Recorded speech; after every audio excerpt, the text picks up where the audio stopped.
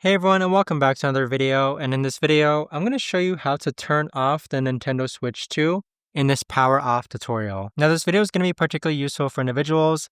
Let's say that you just got your Nintendo Switch 2 and you click on sleep mode and you notice that it only has a sleep mode, but you want to go ahead and preserve battery. So if you click on this, you can see that it just says enter sleep mode.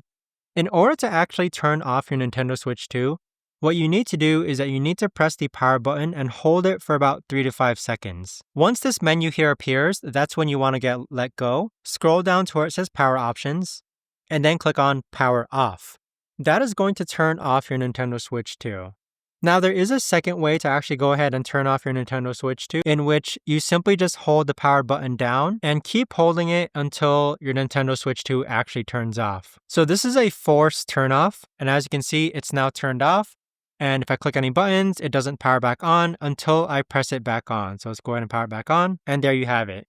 But that right there, guys, is the best and easiest way that I know of to actually go ahead and turn off your Nintendo Switch 2.